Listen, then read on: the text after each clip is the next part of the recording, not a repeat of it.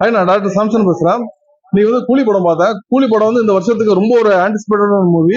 இன்னைக்கு second day. இன்னைக்குமே பாத்தீங்கன்னா உங்களுக்கு எங்கேயுமே டிக்கெட்ஸ் இல்ல. நெக்ஸ்ட் வீக் டேஸ்லயே டிக்கெட்ஸ் கிடைக்கிறது ரொம்ப டஃபா, அந்த அளவுக்கு புக்கிங் போயிட்டு இருக்கு.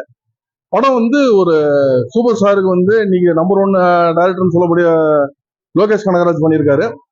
படம் பாத்தீங்கன்னு வச்சுங்களேன், ரஜினிக்கான மூமெண்ட்ஸ் இந்த படத்துல நிறையவே இருக்குது. படம் அந்த ஃபர்ஸ்ட் ஒரு 20-25 மினிட்ஸ் பாத்தீங்கன்னா ரொம்ப அந்த கதைக்கு ரொம்ப இம்பார்ட்டன்ஸ் லோகேஷ் கொடுத்துருக்காரு. ஸோ அந்த வில்லனோட எஸ்டாப்ளிஷ்மெண்ட் அந்த மாதிரி விஷயங்கள்லாம் போயிட்டு கொஞ்சம் படம் ஒரு ஸ்லோ பேஸ்ல அப்படியே போயிட்டு, அதுக்கப்புறம் பாத்தீங்கன்னா ஸ்ருதி ஹாசனை வச்சுட்டு ஒரு சீன்ல சம தூக்குச்சு. அதுக்கப்புறம் பாத்தீங்கன்னா கொஞ்சம் ஒரு ஸ்லோ பேஸா தான் போச்சு. ஃபர்ஸ்ட் ஹாஃப் பாத்தீங்கன்னா படம் ஆவரேஜ்னு சொல்லலாம். இன்டர்வல் கிட்ட நல்ல ஒரு ஹைப் கொடுத்து முடிச்சிருந்தாங்க. செகண்ட் ஹாஃப் ரஜினி ஃபேன்ஸுக்கு ஏகப்பட்ட தேட்டரிக்கல் மூமெண்ட்ஸ், நல்லா விசில் அடிக்கிற அளவுக்கு செம்மையான தேட்டரிக்கல் மூமெண்ட்ஸ் செகண்ட் ஹாஃப் த்ரூஅவுட்டுமா இருக்குது. லோகேஷ் கனகராஜ் கொஞ்சம் ஸ்கிரீன் பிளேல நிறைய விஷயம் உள்ள திணிக்கணும்னு ட்ரை பண்ணியிருக்காரு. நிறைய ட்விஸ்ட் அண்ட் டர்ன்ஸ் கொடுக்கணும்னு ட்ரை பண்ணியிருக்காரு. அது என்னன்னா கொஞ்சம் ஓவர் டூ பண்ணிட்டாருன்னு ஒரு ஃபீல் இருக்கு.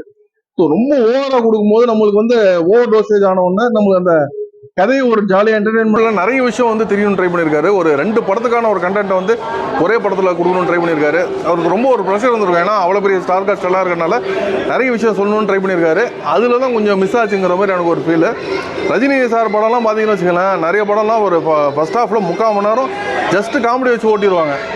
அது மக்களுக்கும் அது ரொம்ப பிடிக்கும். அது ஜாலியாக அப்படியே ஃபர்ஸ்ட் ஹாஃப் பார்த்துட்டு அதுக்கப்புறம் ஒரு கதைக்குள்ளே சீரியஸ்னஸ் போயிட்டு ஆக்ஷன் கொண்டு போவாங்க. இந்த படம் நிறைய அந்த இது கொடுக்கும்போது கொஞ்சம் அந்த இடத்துல மிஸ் ஆச்சு.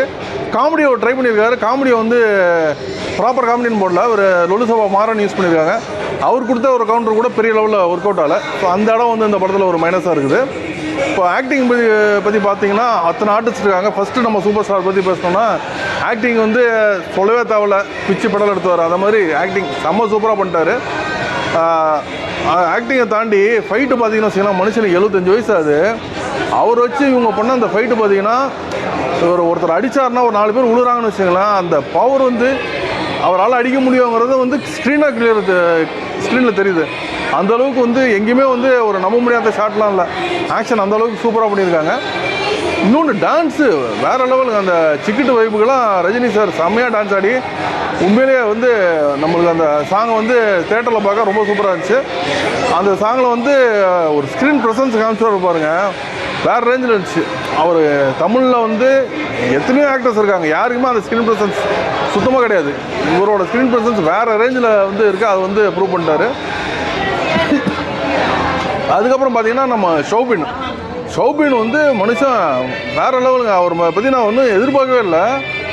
வேறு ரேஞ்சில் நடிச்சிருக்காரு. உண்மையிலே அவர் ஒரு வில்லன்னா ஒரு அரக்கனா அவ்வளோ ஒரு பயங்கர ஒரு கொடுமையான ஒரு வில்லனா செம்ம சூப்பராக இந்த படத்தில் பண்ணியிருக்காரு. அதே மாதிரி உங்களுக்கு அவர் ரொம்ப ஒரு வேறு மாதிரி ஒரு பரிதாபமான ஒரு சீக்வன்ஸ் எல்லாம் வரும். ஸோ அந்த மாதிரி சீனை கூட அவர் அந்த சைட்லேயும் சூப்பராக பண்ணியிருக்காரு.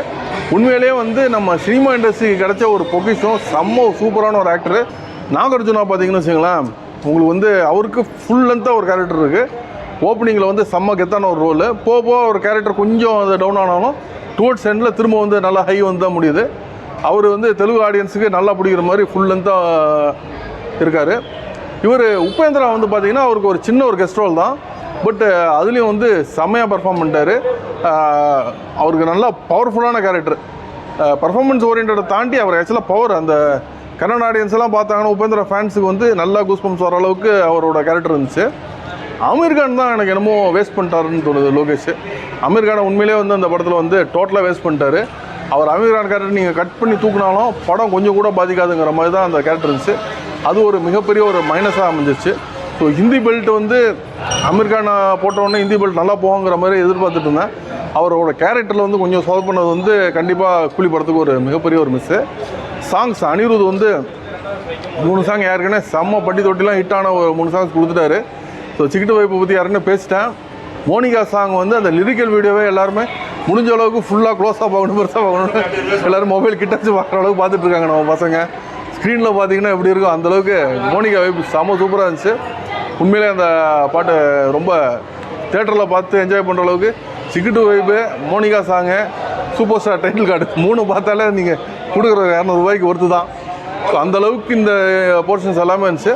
அதே மாதிரி இந்த படத்தில் பார்த்தீங்கன்னா Rajini sir 50 years of Indian சினிமாவில் நடிச்சிருக்காருன்னு சொல்லிட்டு அவருக்கு ஒரு ஸ்பெஷல் டைட்டில் கார்டு ஒன்று அடிஷ்னலாக போட்டிருக்காங்க. அந்த டைட்டில் கார்டும் வந்து சூப்பராக இருக்குது.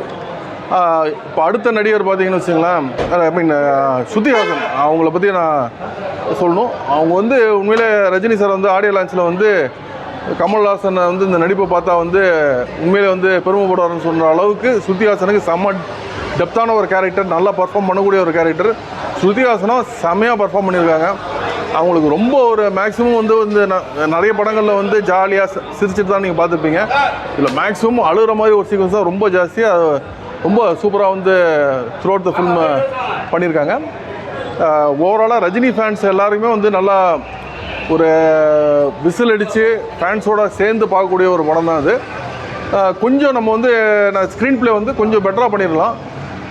நிறைய நெகட்டிவ் ரிவ்யூஸ் எல்லாம் வந்து டே 1 வந்துச்சு. கண்டிப்பாக படம் அந்தளவுக்கு மோசமாலாம் கிடையாதுங்க.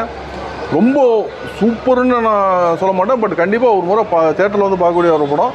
கண்டிப்பாக இந்த படம்லாம் நீங்கள் வந்து ஒரு மொபைலில் ஓடிடி வந்த பிறகு இல்லை டிவியில் நீங்கள் பார்த்தீங்கன்னாலும் அந்த வைப் வராது. மக்களோட மக்களாக எல்லாரும் விசில் அடிச்சுட்டு ரஜினி ஃபேன்ஸோடு சேர்ந்து பார்த்தீங்கன்னா தான் இந்த படம் வந்து உண்மையிலே வந்து அந்த ஃபீலை நீங்கள் வந்து உணர முடியும்.